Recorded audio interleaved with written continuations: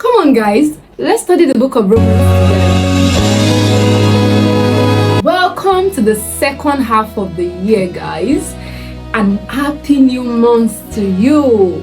I pray this month shall bring forth good news and good things for you in the name of Jesus, and I pray that you'll be able to achieve everything that you have planned for the year, even in the second half, in the name of Jesus. In this Bible study, I am just going to run you through the entire chapter, and I will also share with you the lessons I have learned from chapter 1. I've started with chapter 1, so I enjoin you to also go ahead and read chapter 1 so that you can have a better understanding and pick out your own lessons too. And do not forget, if you have questions, if you have comments, if you have lessons that you have learned, you can also share with us in the comment section. I'll be right there waiting for you. So let's get started. The book of Romans is written by Apostle Paul. It is a letter of Apostle Paul to the people of Rome, all right? And it has 16 chapters and 433 verses.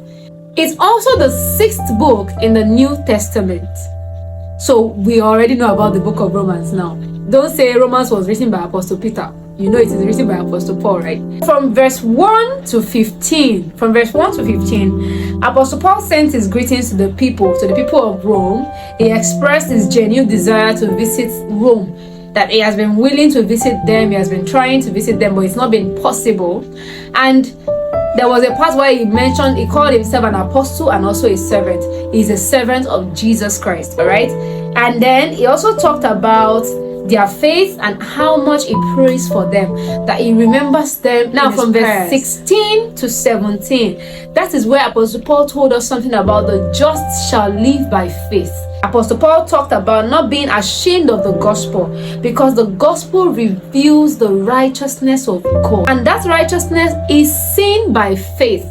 So that's where the just shall live by faith came from. So in case you've been hearing that Bible text and you don't know where it's from, go and check Romans chapter 1 verse 17. So from verse 18 to 32, Apostle Paul talked about the wrath and the anger of God towards unrighteousness and people that practice unrighteous things, right? And then he talked about how people have ignored God and how that can lead to a downward spiral.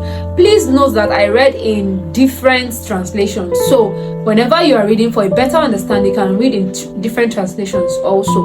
Now and he also mentioned some forms of unrighteousness, and I can really relate to these things because they are actually happening now.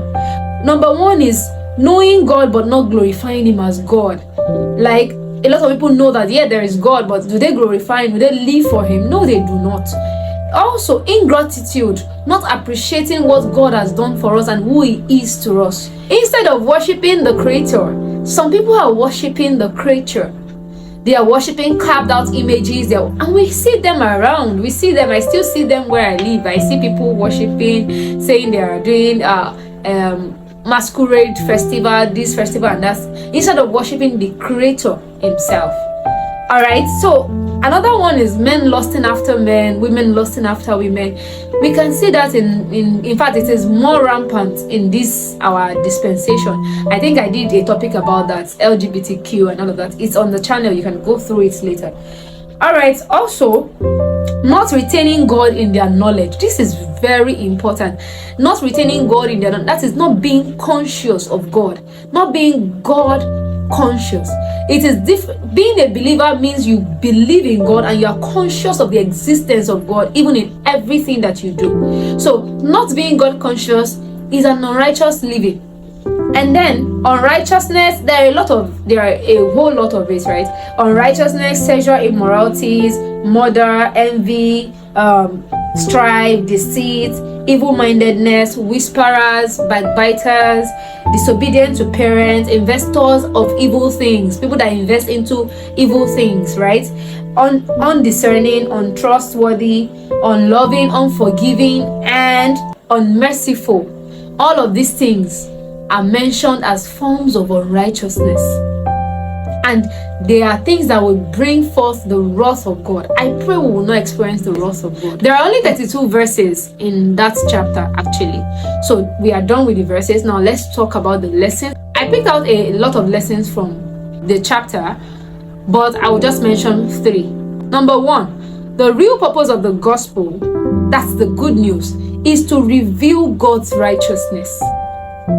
Is to reveal how righteous God is, right? And call men to salvation. Reveal God's righteousness and call men to salvation. So when you're preaching the good news of God, it is not about condemnation, but it is about revealing how righteous our God is and calling men to salvation. And when they come in, they after hearing the good news, they accept this good news by faith. And then by that faith, they begin to see the righteousness of God. They are welcomed into the righteousness of God. I don't know if that makes sense to you, but you can as well read it so that you understand better. Number 2, according to this Romans chapter 1, if you read verse 24, NLT version, you realize that God can actually abandon sinners to do whatever they desire. So you see some people living a sinful life, and it seems like nothing is wrong with them. They are living good. They are living a simple life. It could be that God has abandoned them. Like, okay, you know what? It's okay. Just do whatever you want to do. Because it was mentioned. If you read it in NLT version, you understand. In verse 32, also in NLT version, it says that there are some that knows God, that knows God's justice and penalty to this unrighteousness, right? Unrighteous living, unrighteous forms of unrighteousness. They know that this is God's stance towards it, and yet they do not follow it. In fact, they encourage other people to continue sinning. Beware of some so-called prophets. We should be aware, we should be discerning of some so-called prophets, preachers, and everything. There are some people that are already living in sin. They know it is a sin. They know the wrath of God is coming on them, but they do not care. They are living in it, and they are also encouraging others to continue. There are some preachers that preach that, oh, do not steal, do not do this, do not do that, and yet they go into that. Do not do this, they preach A, they do the exact opposite of it. So we should be aware of all those things, because all those things were mentioned in that chapter, in chapter 1. In summary, guys, we all are guilty of some of these sins, right? And we need God's salvation.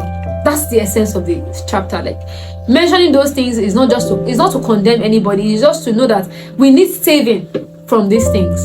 And as we go into chapter 2, I believe we will understand it better. Don't forget to drop the lessons you have learned from reading the book of Romans. If you have read it before, or if you are just reading it now, drop comments about your lessons, your questions, and everything. I will be in the comment section, guys. Thank you so much, guys. I leave you with love and light. Bye bye.